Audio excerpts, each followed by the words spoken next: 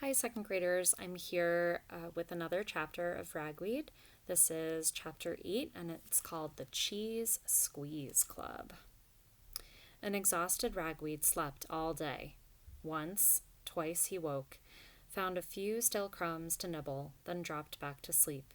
He did not really open his eyes until Clutch woke him. Hey, dude, don't you think you've shaked enough? She demanded. Is it morning? Ragweed asked with a yawn. Mouse, you country dudes get here. The first thing you do is sleep for a week. Ragweed sat up. Did I sleep that much?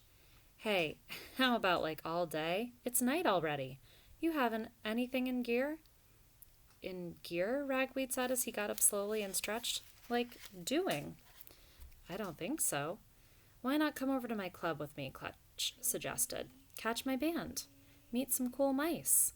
Ragweed sighed. I'm afraid I don't know what a band or a club is, he admitted. Clutch laughed. You know what I like about you, dude?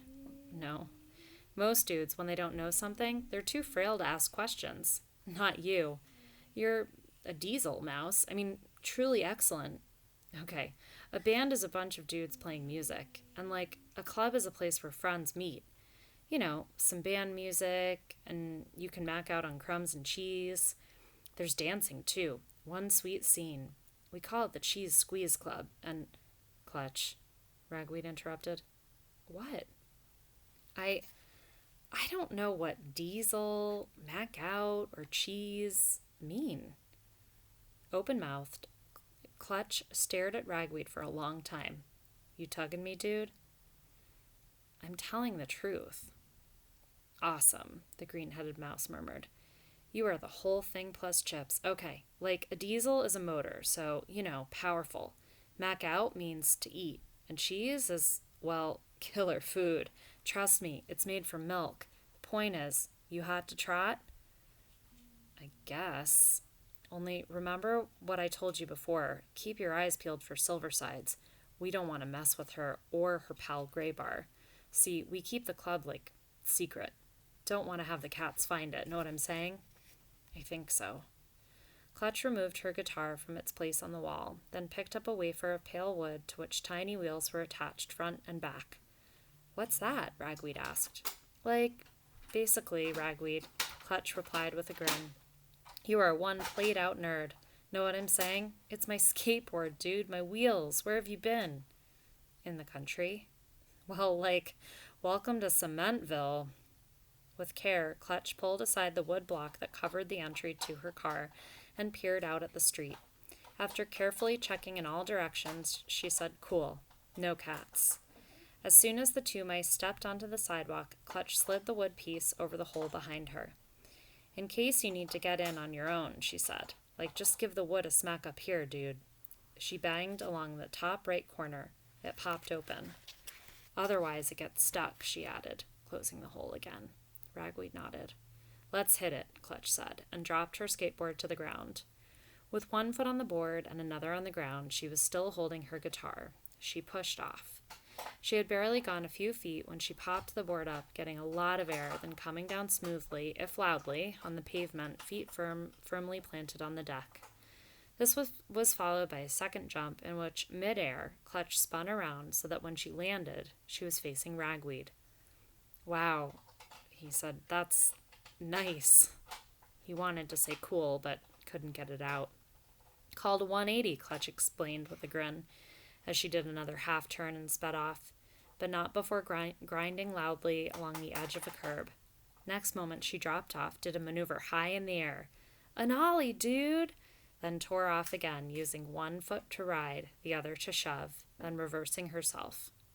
Ragweed had to run to keep up. As they went along, Ragweed was able to gain a better sense of Amberville, or at least the section known as Mousetown. It was too dark to see much, he reminded himself, and the lights on long poles were not very effective. But most of what he saw appeared to be very run down. Human nests seemed abandoned. Windows were broken. Doors were shattered. The wide, dusty streets were littered with bits of paper, metal, wood. Abandoned cars were everywhere. The only thing living was straggly weeds growing through cracks in the pavement. Clearly it had once been a busy place for humans, but no more. After 2 more blocks, Clutch announced, "Here we are." They had reached a small broken-down building.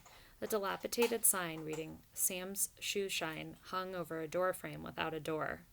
Clutch flipped her skateboard up and carried it over the threshold. Ragweed followed.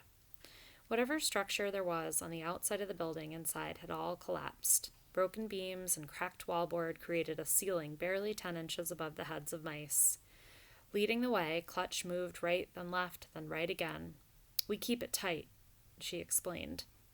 "Like to keep the cats out if they ever find it, which I seriously doubt." At the end of the corridor, the 2 mice scrambled through a hole in the wall, entering an open area with a ceiling made of rusty screening. At the other side of the area was a counter. Behind it stood an enormously fat mouse with large ears, brown fur, and a scaly tail. He was offering up cracker crumbs and cheese to those who asked. "Mayor of Mousetown," Clutch said, with a nod to the mouse. "Goes by the name of Radiator." The area was alive with mice of many colors, shapes, and sizes. Ragweed noticed a few golden mice, some deer mice, a few short-tailed grasshopper mice, lots of house mice, like Clutch, even an occasional meadow-jumping mouse. Ragweed had never seen so many different kinds of mice in one place. A few were alone. Most, however, were in groups about small piles of crumbs and cheese. Talk loud. Constant squeaking made it hard to hear. "Hey, mouse, over here," Clutch shouted over the din to Ragweed. "Meet my band buds." Clutch threaded her way through the crowd. "Hey, dude," Mice called to her. "What's happening? What's up? Hey, sweetheart." In contrast, Ragweed bumped his way through the mice. Excuse me. Sorry. Pardon. Oh, I do beg your pardon. Thanks." Under the stares of mice, he felt very much the outsider. "Hey, dudes, what's up?" Clutch cried. She had reached the far corner of the room. 2 very different mice were sitting about a small pile of crumbs. "This is my new bud Ragweed," she announced. "Just trickled into town." The 2 mice looked up casually. Their faces showed no emotion.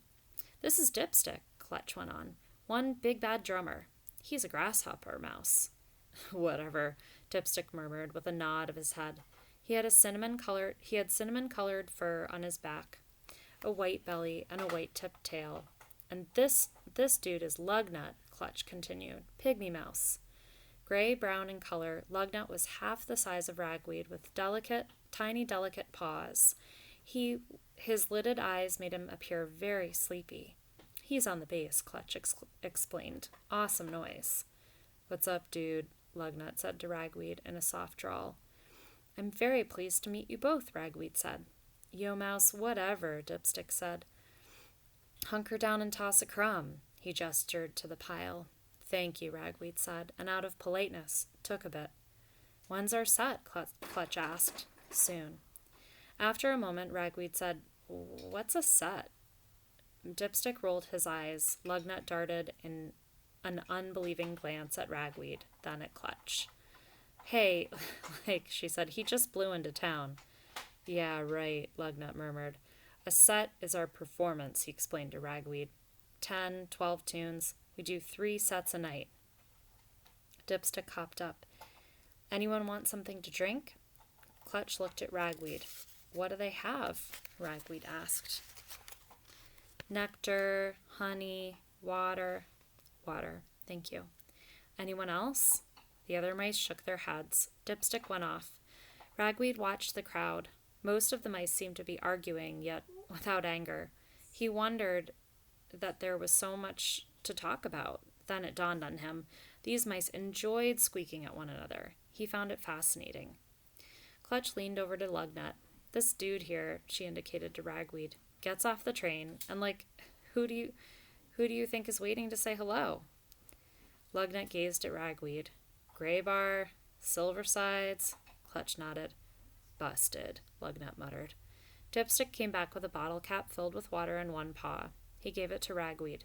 "Radiator says we're on," he announced. Clutch and Lugnut heaved themselves up. "Enjoy the sound," Clutch said. "Keep an eye on my deck, will you?"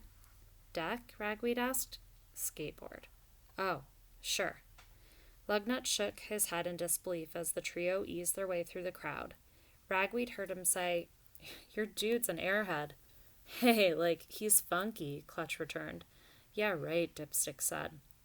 Ragweed sighed, drew in the skateboard, took a sip of water, then settled in to watch. For a moment he lost sight of his new friends, only to see them reappear from the far side of the room on what looked like a small platform. Dipstick seated himself amid a number of small tuna fish cans. Lugnut carried a small guitar made from a red plastic spoon and string. His guitar was bigger than the one Clutch had, and made the tiny mouse seem even smaller than he was. As for Clutch, she was in front of the other two, tuning her own guitar. Radiator, who had been behind the counter, waddled to the platform. Okay, guys, he called out to the crowd. Glad you could make it down here tonight to the Cheese Squeeze Club. Our house band, the B-Flat Tires, is going to do a set. How about giving these cool dudes some Cheese Squeeze Club paw? Some ragged applause and a few squeaks were heard. Clutch stepped forward. Hey, how you dudes doing? Want some funk? Came a reply. Okay, Clutch continued. We're one short tonight. Sorry to tell you, but Silverside's gaffed Muffler. Moans and groans rose from the crowd. Clutch continued. Hey, no one said being a mouse is easy. Nothing we can do about it but keep on trucking. That's the way Muffler would have wanted it, right? Right. So, let's get some sweet B-Flat Tires grooves. Anyway, we're dedicating tonight's show to Muffler. Okay. She turned to her band and nodded her green head. 1, 2, 3. The music began. Ragweed was astonished. He had never heard such sounds before. There was a heavy, repetitious beat from Dipstick, who was flailing away on the tin cans with some twigs, making an awful racket. Every now and again, on a particularly strong beat, he leaped straight up in the air, high above his drums. Tiny Lugnut, all but hidden behind his red guitar, nodded to the beat, closed his eyes, and plucked the strings with great intensity as his tail lashed about wildly. As for Clutch, she bobbed her green-tinted head and bounced up and down as she played. Her earrings swung as her tail kept to the rhythm. Then, in a hoarse voice, she broke into song. Mouse in a box thinks he's a fox, but he's just full of rage, living on life's lousy wage. 'Cause the world ain't cheese, and can't say please. Hey, nothing is a snap, look out, here comes the trap. 'Cause the world ain't cheese, and can't say please. 'Cause the world ain't cheese, and can't say please. Look out, dudes, here comes the trap. The last line was repeated over and over again, with Dipstick and Lugnut joining in from time to time with their own close harmony. Meanwhile, out on the floor, a fair number of mice had gotten up and started to dance. They were gyrating, some holding their paws up while they were turning, twisting, dipping, shaking, and hopping, with tails lashing about. Some mice even leaped straight up into the air above the crowd, squeaking and squealing as they came down. And yet, as Ragweed looked on, there was hardly a smile in the crowd. The dancers didn't look at one another, but appeared to be more deeply involved in the music than aware of their partners.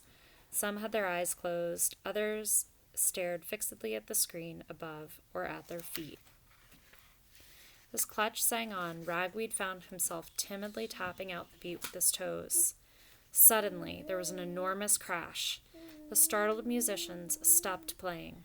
The dancing ceased. Every mouse in the club turned in the direction of the noise. For a moment, all was still. Then one of the club walls collapsed. Into the room burst Silverside's face.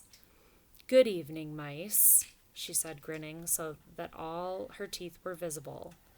"FEAR is here."